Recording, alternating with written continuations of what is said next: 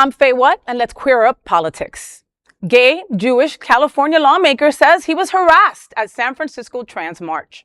California State Senator Scott Wiener says he was harassed, threatened, and physically intimidated while attending San Francisco's trans march, forcing him to leave the annual event for the first time since it began in 2004. Wiener, an out-gay Jewish Democrat representing San Francisco and a candidate to succeed retiring Congresswoman Nancy Pelosi, said a group surrounded him in Dolores Park as he headed to a trans-led Pride Shabbat service. Wiener wrote, quote, "Last night I attended the trans march, as I've done each year for the past 22 years since the first march in 2004. They made statements about my Israeli handlers, among many other inaccurate, extreme, and vile statements. They were so physically and verbally aggressive that it was impossible for me to safely remain in the park. I have no objection whatsoever to anyone disagreeing with me, opposing me, or protesting me. All of that is core to democracy. But when opposition and disagreement transition to harassment, including cornering me, touching me, or trying to physically bully me out of a public event, that crosses a line," end quote. The incident has drawn condemnation from elected officials and LGBTQ advocates, including the Human Rights Campaign and LGBTQ plus Victory Institute leaders, who warned about rising political intimidation and anti-Semitism targeting LGBTQ plus public officials. You know, you don't have to agree with Scott Wiener on everything to agree on one thing. Nobody should be bullied out of pride, and nobody should be touched without permission. You know, protest is protected. Physical intimidation isn't. If we're fighting hate, we can't become what we're fighting. Right, exactly. And, you know, on both sides of the political spectrum, the extreme right and the extreme left have very similar tactics of trying to bully people. And the thing is you don't have to be pro-Israel. You don't have to agree with everything that the Israeli government does. It doesn't make you anti-Jewish, but what really hurts the community, the gay community, the queer community, the Jewish community, is when we can't have a diversity of opinions. And I understand that the people there say, you know, you can't be queer and support a genocide. He has come out publicly and said, and wrote on X, Twitter, whatever it's called, he's come out and said that he believes that what is happening in Gaza is a genocide. Whether or not you agree that it's a genocide or not, he has capitulated in a way to the people that want him to capitulate. So, and what was that he didn't release that that rendering in time? I think that's what it is. I think they, the people on the left, or the people, you know, in the trans community, and in every community probably on the Democratic side, feels as though he wasn't forceful enough in his condemnation of what the Israeli government is doing in Gaza.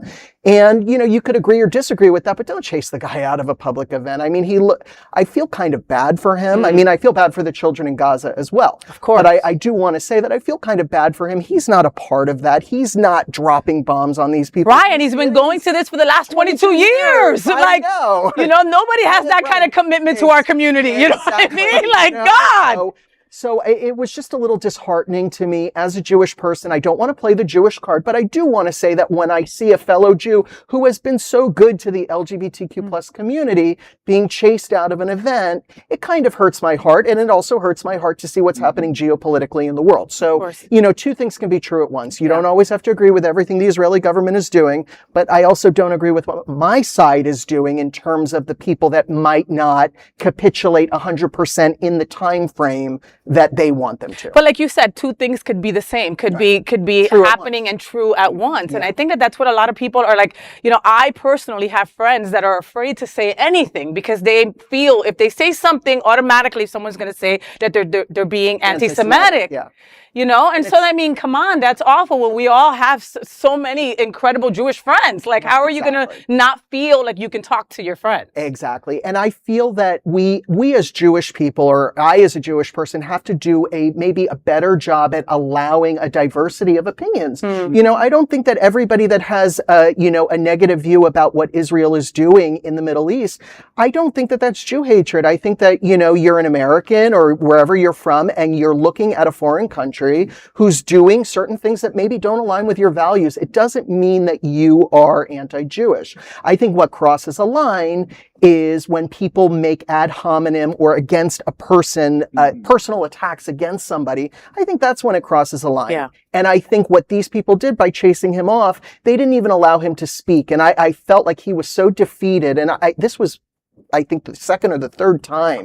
So it's not even the first time. He's been chased you out know, of something. and as gay people, for one, I'm triggered by that. You know what I mean? Growing up in a world where we're bullied, you know, from every angle, like we're doing that to our own people. Right. And to have your own community come after you like that is pretty scary and stuff. And especially for, you know, a lot of the things that you're believing in are the same, you know. So yeah, you know, for me, you know, as someone that has their own ideas and stuff, if I'm standing in a crowd and something and people are coming at me, that's frightening. Right. And you know, the thing is these were supposedly, I guess, Jewish people that were chasing off another Jewish person because it was a Shabbat service. Yeah. You know, so it's complicated. And, you know, I think a lot of Jewish people, such as I can only speak for myself, but a lot of Jewish people, I'm sure, are trying to navigate in a world where their gay or queer identity can also coincide with their Jewish identity as well. And it's a very fine line and a tightrope that you have to walk, because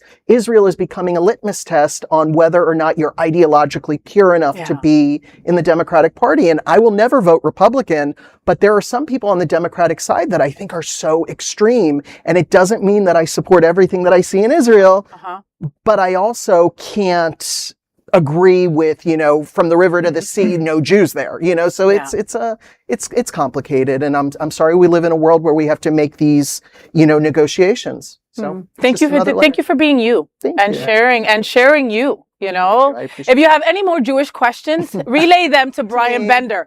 He will be at Instagram at Brian Bender. Right.